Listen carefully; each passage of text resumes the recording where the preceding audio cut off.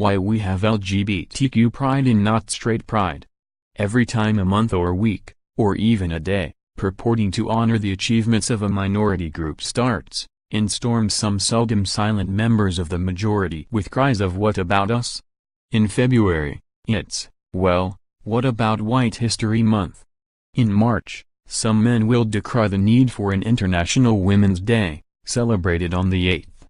June is Pride Month, a time to reflect on and celebrate lesbian, gay, bisexual, transgender and queer history. Undoubtedly, and like clockwork, some will wonder, but what about straight pride?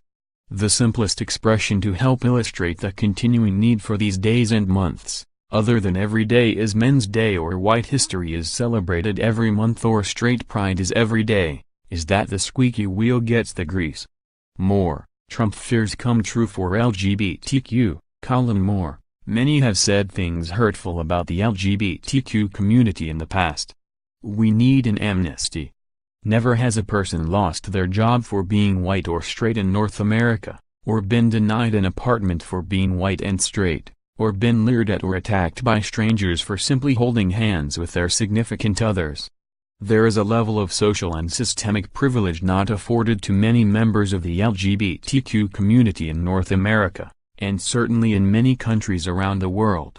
Pride has been celebrated every year in June since 1970 after the 1969 Stonewall riots in New York, when police raided the Stonewall Inn.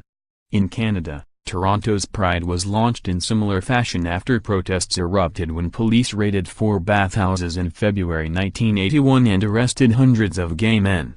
The motive has always been, and should remain, political. A reminder to all outside and within the LGBTQ community of our thorny relationship with police and the laws that aim to dehumanize us. It's a time to honor how far we've come, but also how much further we still need to go. It's still perfectly legal in some states for employers to fire people on the basis of sexual orientation or gender identity. According to Workplace Advocates Out and Equal, only 22 states and the District of Columbia prohibit employment discrimination on the basis of sexual orientation or gender identity. Canadian Prime Minister Justin Trudeau recently apologized to the thousands of LGBTQ men and women who were fired by government agencies, including the military, between the 1950s and 1992s. They were investigated and interrogated, some even forced to undergo polygraph testing, then discharged because they were considered threats to national security. It was a gay purge, and it was still happening less than 30 years ago. These fights for acceptance and equality aren't over. Living proudly and openly in societies where your well-being, emotional, physical, professional, is constantly at risk is nothing short of brave.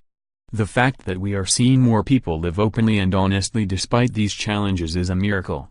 Almost every day, we see threats made against members of the LGBTQ community.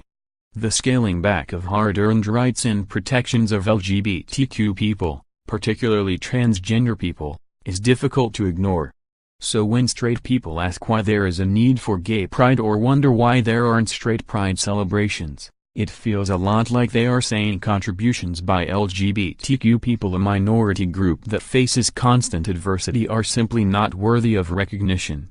Further, they're denying the importance and significance of identifying as LGBTQ and achieving things, surviving, even, when the odds are stacked against you. The resilience of the LGBTQ community alone is worthy of celebration. We are miracles. Chris Hanna is a Toronto-based editor and writer. You can follow him on Twitter, @Chris_Hanna.